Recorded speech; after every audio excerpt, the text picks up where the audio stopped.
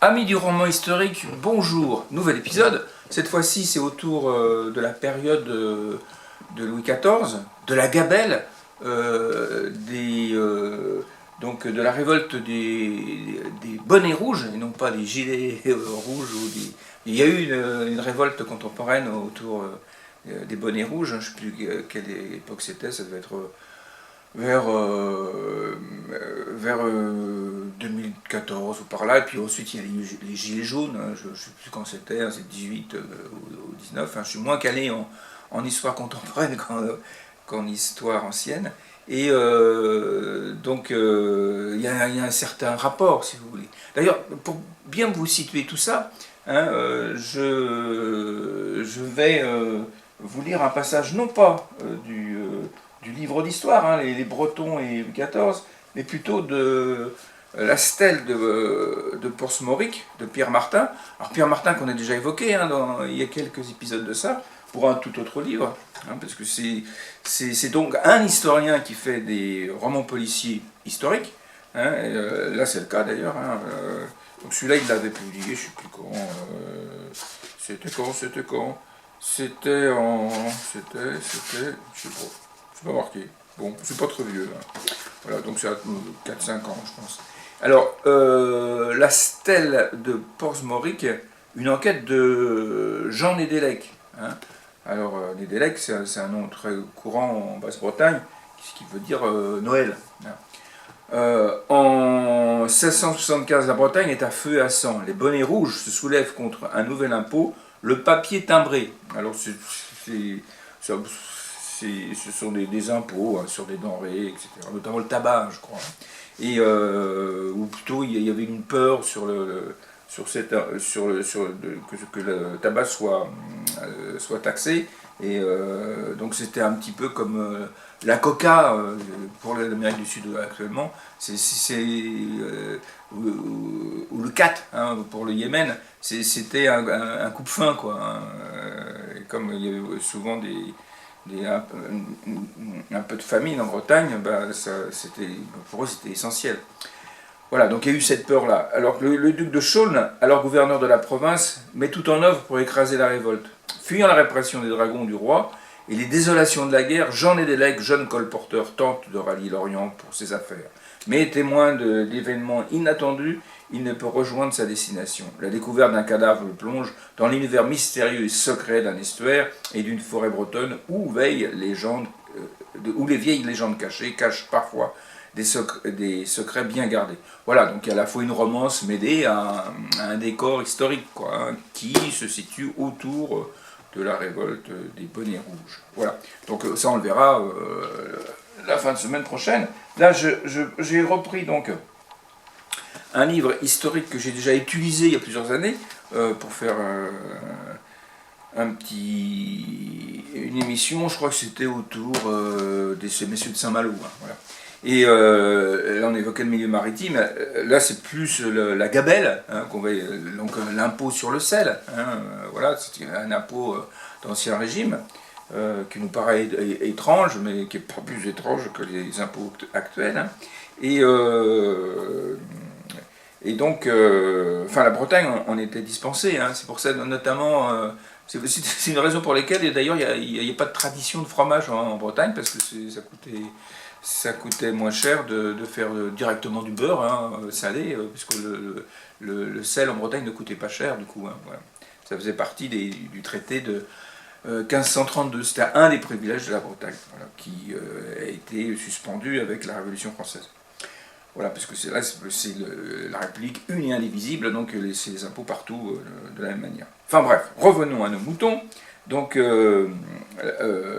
là, on a donc un livre d'histoire, donc les Bretons et Louis XIV, de Jean-Yves Barzic, donc on reste chez les Bretons, natif de Concarneau, et voilà.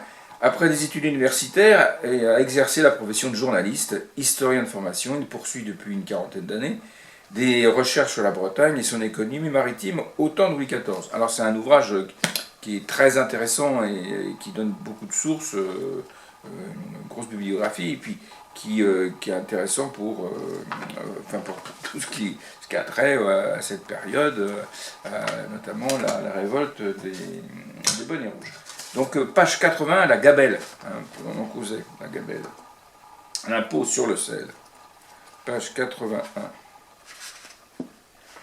Alors, depuis l'époque où, pour la première fois, Louis VI le Long le frappa de l'impôt, le sel ne cessera d'être l'objet d'une contrebande à grande échelle, au point qu'on peut considérer le faussonnage comme une sorte d'économie parallèle.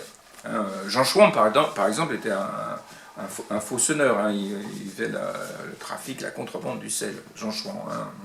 Voilà. Alors, pour ça, c'est un personnage du XVIIIe siècle, pendant la Révolution française. En effet, dans un royaume où chaque province avait considéré peu ou prou ses prérogatives anciennes, la répartition de la gabelle s'avérait parfaitement inégalitaire. Grosso modo, l'Île-de-France et les provinces du bassin parisien, la Haute-Normandie, la Champagne, l'Orléanais, le Maine, l'Anjou, la Touraine, le Berry, le Boulonnais, le Perche, la partie septentrionale de la Picardie payaient le prix fort. Le Maine, où était Jean Chouan, qui est évoqué dans le tome 1 de ma saga, le Cercle de Damas. Voilà, payaient le prix fort. L'actuel sud-est, à l'exception d'Avignon, était imposé sur une fourchette variant de 57 livres à 15 livres. Les contrées assujetties aux gabelles de Salines, l'Alsace, la Lorraine, les trois évêchés contribuaient à hauteur de 36 livres, 12 livres.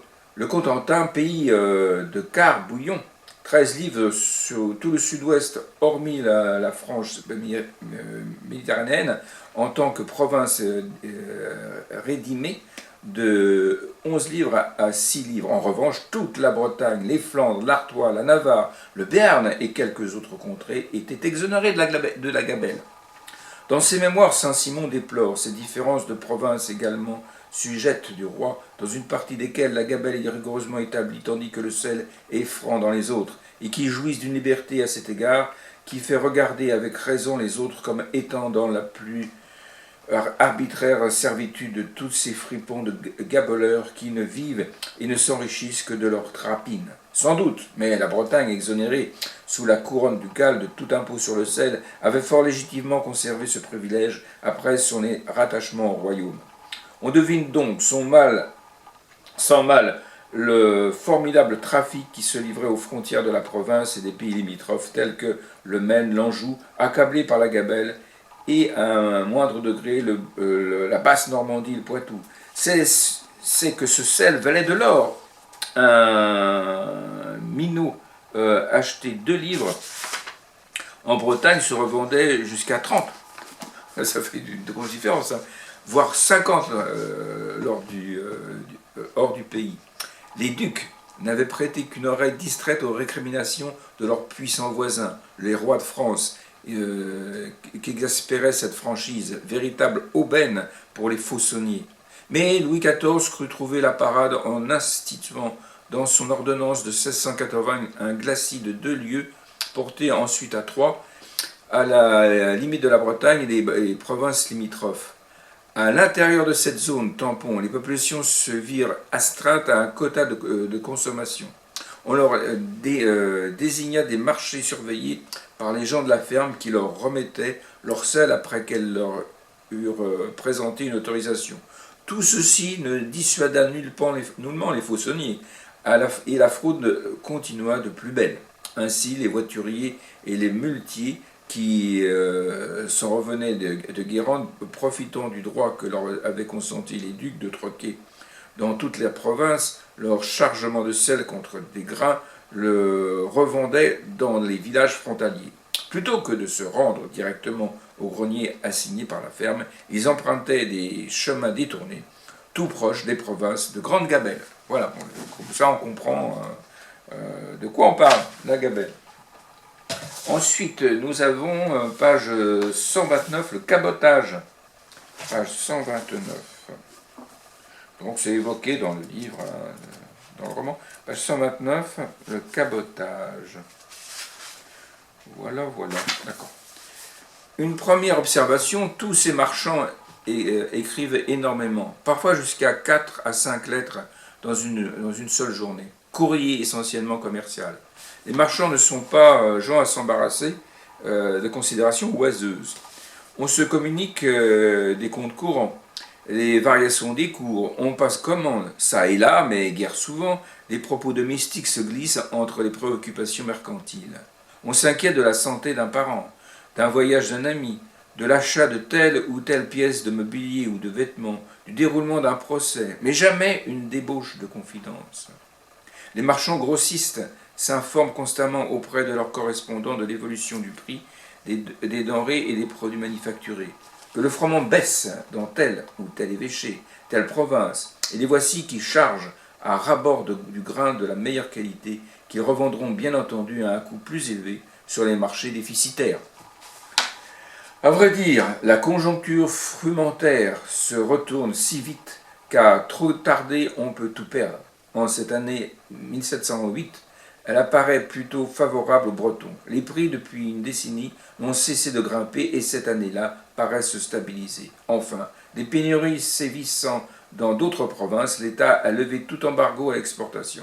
C'est le moment que choisit le Quimpérois Jacques d'Agnelou pour livrer à sa sœur Marie, établie à Nantes, du froment, de l'orge et du seigle, en lui recommandant de les vendre au prix fort, courant l'arrière-péri à cheval en quête de grains qu'il revend au double de son prix, de revient voire à perte, signe des temps, si on le lui achète argent comptant, constamment au fait des cours pratiqués sur les autres places. Jacques d'Agnelou invite constamment sa sœur à traiter au mieux de leur intérêt.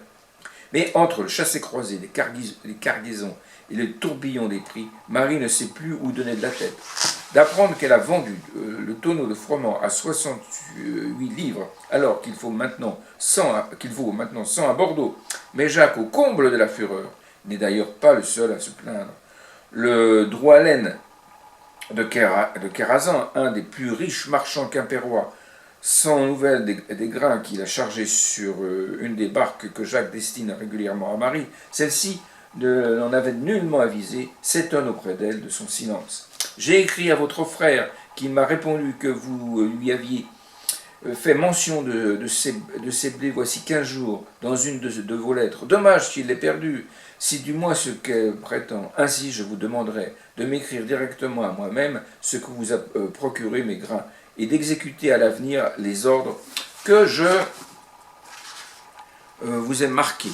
Il m'a paru très en colère, fait remarquer Jacques l'étourdi, en se hâtant de lui adresser son compte. Mais une fois payé, Kérazan se lamente encore. Je suis chagriné de cette diminution de 10 sols par tonneau de seigle, causée par cette pluie survenue lors de la livraison. Il vous était pourtant aisé de fermer l'ouverture et d'attendre que la pluie ait cessé. Décidément, Marie est bien négligente. Le cabotage, c'est aussi toute la population des maîtres de barques, héritiers des anciens rouliers, des matelots ayant navigué au long cours, des pêcheurs de sardines et de morues qui arrondissent leur pécule entre deux campagnes. Vivre de ce métier requiert de solides qualités, et pas seulement de marins. Outre son habileté à déjouer les pièges de la mer, le maître de barque sait se ménager des commis de la ferme, cupide et fouineur, défendre les intérêts de son commanditaire, respecter les délais de livraison et contrôler le bon état des marchandises.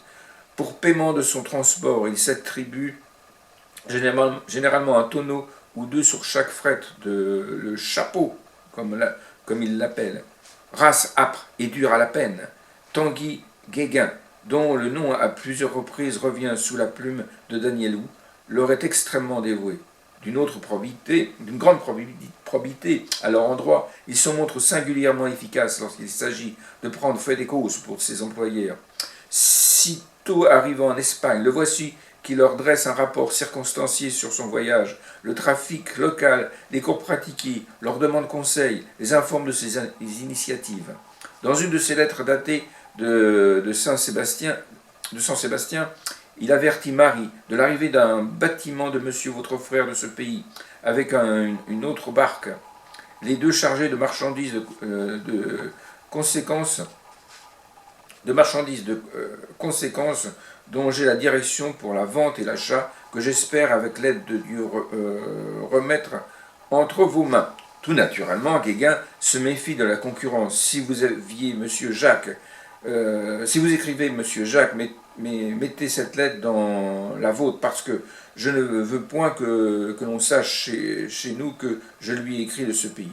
Prudence, tout à fait justifiée, à un moment où les armateurs bretons se disputent âprement le marché espagnol de plus en plus fermé. D'ailleurs, un peu plus loin, Jacques lui demande d'appareiller le plus rapidement possible. En faisant accroître au maître des barques, aux Derniens, qui au nombre d'une quinzaine ont jeté l'ancre près de lui, qu'il faut faire route sur Bordeaux. Grâce à ce stratagème, il arrivera avant eux et vendra sa cargaison au meilleur prix. Voilà, c'est un sacré sport, quoi.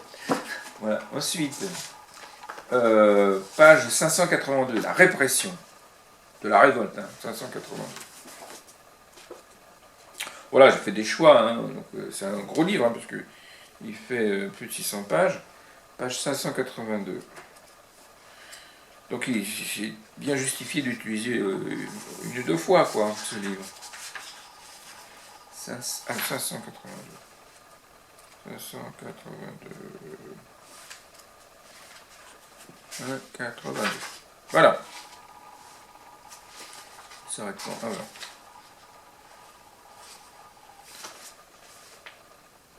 voilà. Ah oui.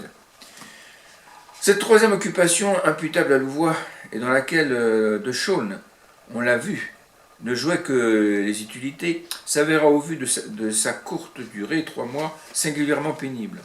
On s'en étonnera d'autant plus que le pouvoir n'avait plus rien à redouter des insurgés bretons, notamment ceux du Poher, rentrés dans le rang 2 mois plus tôt, après la mort de le Balpe.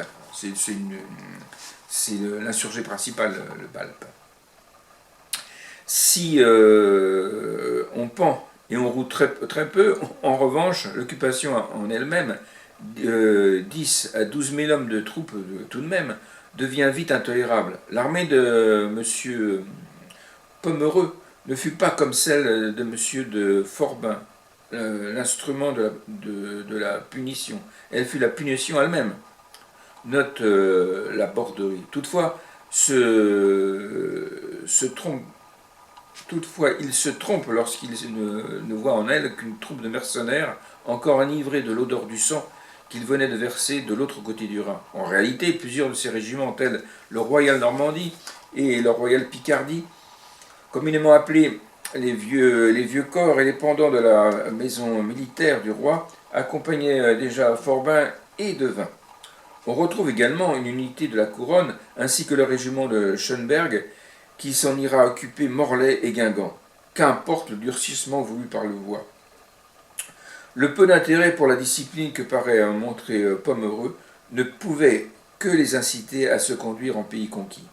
Un certain nombre de locataires rennais ne pouvaient s'acquitter de l'ustensile où ont quitté leur domicile en emportant leur mobilier. Furieux de Louvois, il enjoint à Pomereux de se retourner contre les propriétaires, de les obliger à meubler leur maison, afin d'y loger des soldats, faute de quoi ceux-ci pourraient s'y installer à leur guise.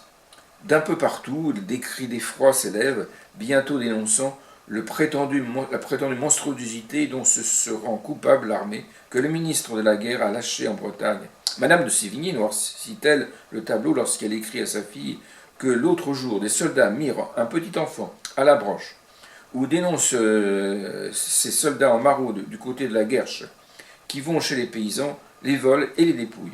On le sait, ces indignations, si elles ne sont pas feintes, ne peuvent pas toujours être prises pour argent comptant. Cette fois-ci, dit-elle vraiment, le notaire rennais du chemin, qu'elle ne fréquente probablement pas, évoque les mêmes horreurs. Plusieurs habitants de cette ville et faubourg de Rennes ont été battus par des soldats qui étaient logés chez eux. Et tous ces soldats ont tellement vexé les habitants qu'ils ont jeté leurs hôtes et hôtesses par les fenêtres, lié des enfants tout nus sur des broches pour les vouloir rôtir, rompu et brûlé des meubles, démoli les fenêtres et des vitres des maisons, exigé de grandes sommes d'argent de leurs hôtes et commis tant de crimes qu'ils égalent Rennes à la destruction de Jérusalem. Pourtant, la commission de Pomereux avait reçu du roi était tout à fait clair. Il était tenu, et précisait-elle, de faire vivre les dits gens de guerre en bonne discipline et police, en sorte que les habitants n'aient aucun sujet de se plaindre d'eux. Et s'il aurait été fait quelque injure, tort ou violence, leur en rendre bonne et brève justice. Procéder contre les coupables de quelque qualité et condition qu'ils soient, et leur faire et parfaire le procès, et généralement connaître de tous ces crimes, abus des ordres et malversations qui seront commises pendant et à l'occasion du dit quartier d'hiver.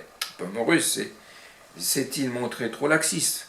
Rennes était bien loin de Versailles. N'empêche que l'on conçoit difficilement que la gravité de tels incidents ait laissé le roi de marbre, lui qui, dans ses mémoires, entend convaincre son fils de sa volonté de réglementer l'ustensile de façon à ce que le soldat ne soit pas tenté de payer son hôte. Il a d'ailleurs donné l'exemple. Ayant appris qu'un capitaine d'Auvergne avait pris 300 livres des habitants de Rethel pour les exempter d'un séjour, je le cassais sans vouloir entendre 1000 personnes de qualité qui m'importunèrent pour lui.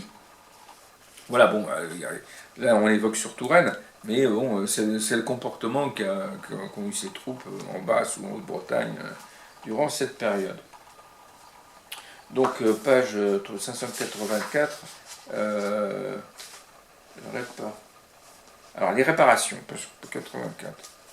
Le temps des réparations. Le tribut payé à la justice du roi n'exonérait pas pour autant les paroisses ayant trempé dans la rébellion de poursuite aux civils. Les victimes d'exactions réclamèrent comme un seul homme, facture à l'appui, d'être dédommagés des dégâts et des vols qu'ils avaient subis. De Chaulnes vit immédiatement que les exigences des seigneurs et des commis des fermes, quoique justifiées, risquaient de porter un coup fatal aux budgets paroissiaux, que l'occupation militaire avait déjà fort obéré. L'état alarmant des finances provinciales ne prédispose pas aux largesses. C'est ainsi que les enfants et épouses de Lemoine de Trévigny se satisfont à titre de réparation de la somme assez dérisoire de 49 800 livres que devront leur verser les 20 paroisses coupables, étant entendu qu'elles leur restitueront le mobilier volé. Voilà, c'est les exactions qu'ont commises les révoltés en 1675.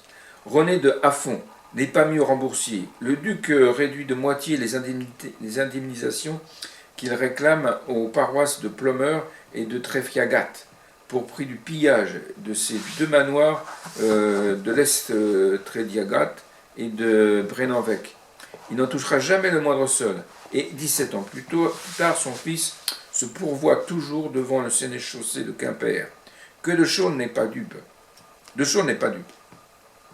Il voit bien que ces paysans madrés ont décidément la rébellion chevillée au corps. Tant de mauvaise volonté l'insupportent. Les gens de Calac n'ont-ils pas remonté les cloches de leur église malgré son interdiction? Parce qu'ils avaient...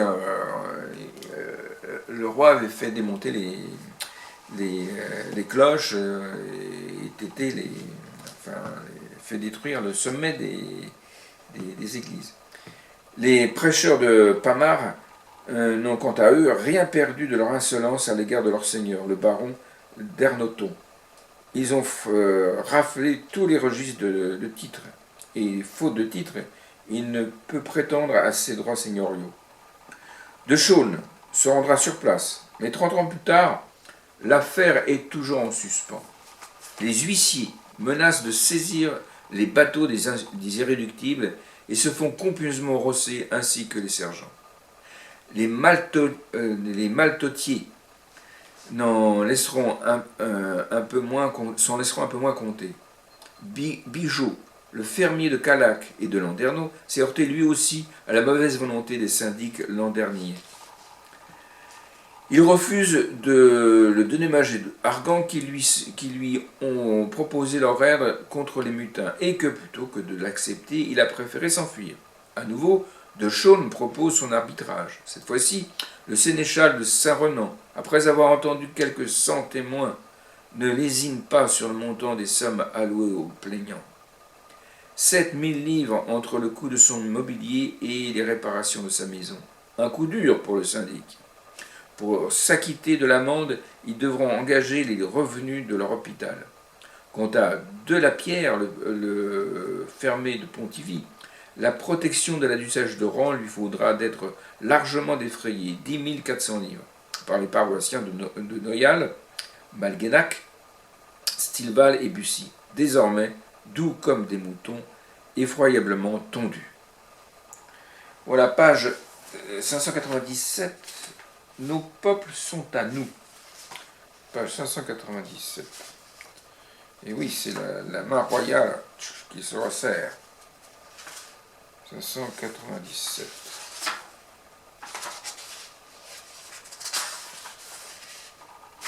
Nos peuples sont à nous.